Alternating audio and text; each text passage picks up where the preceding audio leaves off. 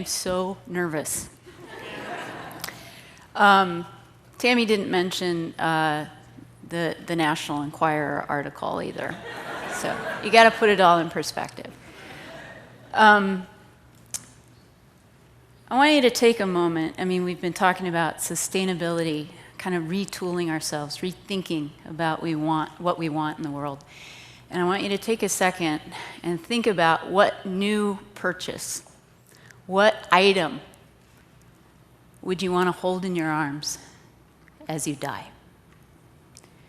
What favorite room in your house or a space could accommodate that last breath?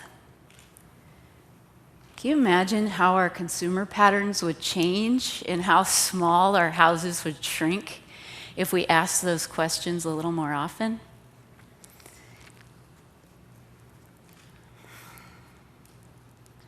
But death scares us. We don't want to talk about that stuff. It's the yucky stuff. Our mortality, we'll deal with that at another time. But I've got some experience with this, so I want to share it with you. And I'm really nervous to share it because we don't go there. So I'm looking out and I'm asking you guys to just hold me for a moment. Several years ago, I was diagnosed with heart muscle disease, cardiomyopathy, congestive heart failure. And if you're not familiar with what happens with congestive heart failure, your heart starts to beat erratically. And then it gets harder to pump. It's working hard, but it's rigid. All of a sudden, your liver, your kidneys, they're not getting oxygenated. Your brain is not getting oxygenated. Your lungs start to fill with fluid, and you die. That's my fate. Maybe. 2 million people die every year. You never know. But it's the thing that scares me. And I have to be honest, it's not the idea of being dead that frightens me. It's the couple of weeks or couple of days leading up to it that scare the crap out of me. I have this fear that I'm going to end up in one of those hospital beds in my friend's living room. And all of a sudden, I'm going to have to learn what it means to have true humility and true gratitude as they change my diapers and they feed me and they change my clothes like I'm a baby.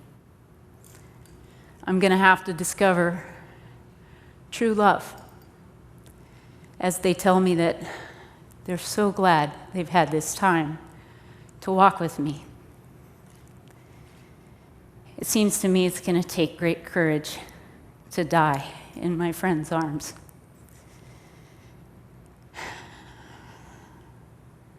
So how do you deal with that?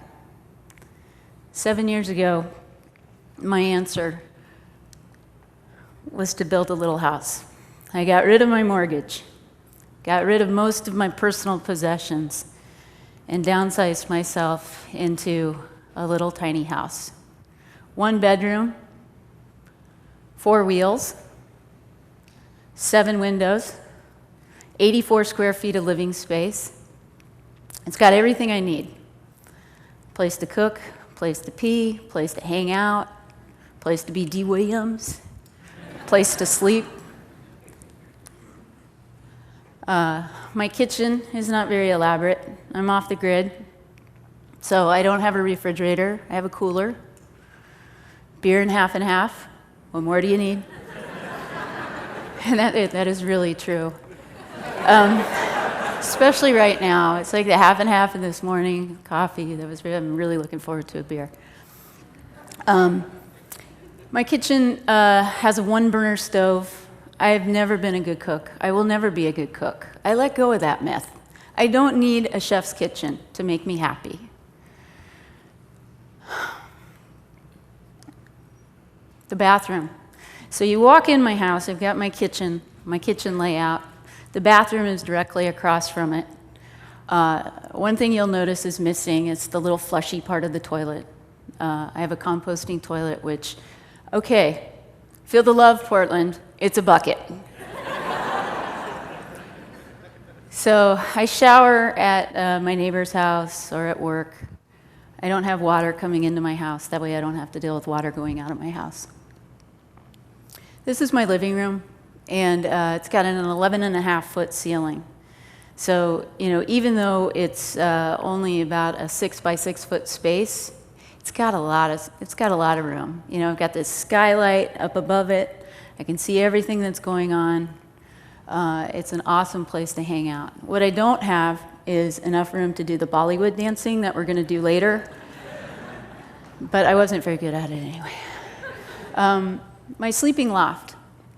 So every night, and especially in winter, I carry my dog up a 7-foot ladder into the loft. And, I can't stand up upstairs, which is fortunate because, how many times have you cracked your toes on a door jamb, on the nightstand? I don't have the health risk involved with a room that you stand up in. And this area, this space in my house is my favorite space. Looking out that skylight window, I can see the ever-expanding universe. And I don't know what it is about being elevated up above, everything else that's going on around you, but all of a sudden something shifts, and your problems start to look like little ants, which is really fortunate.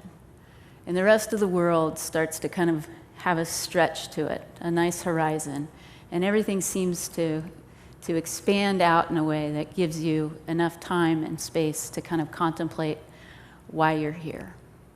Are you doing the work that you can do? Are you being the person that you can be? Are you learning about really important things like humility, gratitude, grace? And how are you living that? I've been really surprised, just shocked actually, at how much nature has played into my life. I've always been an outdoor person. I love being outside, but I didn't realize that there are 9,000 different ways that it rains in the Pacific Northwest. Having a roof directly over my head, a metal roof, has changed the way that I feel about the rain. And I want to just give you guys an idea of what it sounds like. You just rub your hands together. That's a little light rain, maybe even sleet. Then it starts to get a little harder. That's more like November, probably December, stretching into January. Thank you.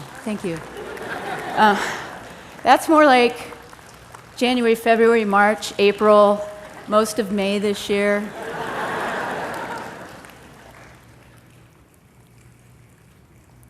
Isn't that awesome? We're so lucky that we get that much rain. Exactly. This is a picture of frost. I sleep without the heat on, in part because I'm afraid that I have this little propane heater and I'm afraid that it's going to explode in the middle of the night. So it scares me. And I have to adjust this. So this is frost on the window. I also get treated to wind in the eaves. I know exactly where the sun comes up in the morning in the summertime and where it sets in the evening in the winter. And I didn't have that relationship before. And I think that's opened some stuff up for me in order to deal with and to help me understand my place in the world. The other part of it is I live in community.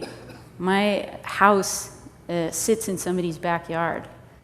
They've gifted me the opportunity to live with them. We have 3 households that share the same garden space. My friends Hugh and Annie and their kids live in one house. Hugh's elderly Aunt Rita lives in the next house, and together our 3 households make a common compound.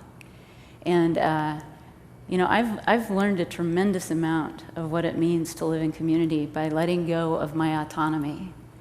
Something changes for you, kind of fundamentally shifts for you, and you have to ask for water every day. So that's been a tremendous gift. I have so many other things I want to say, but I need to stop. I'm not done yet, but I do want to stop. So this is my heart. And this is something we all have in common. This is something we all share.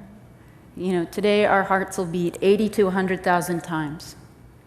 You know, pumping 3 tons of liquid through little tiny dime-sized openings. You know, filling out 30 miles of vasculature. Animating all of our human bones. Firing 1 billion brain neurons. Making it possible for us to get up in the morning and brush our teeth and say hello to our lover and get in the car and go wherever we're going to go.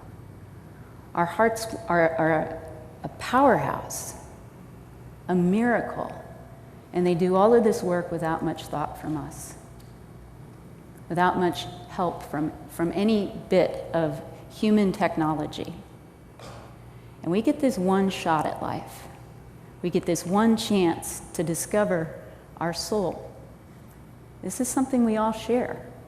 And I double dog dare you guys, as you move forward in your day, as you move forward in your life, to access what it means to be human and alive today.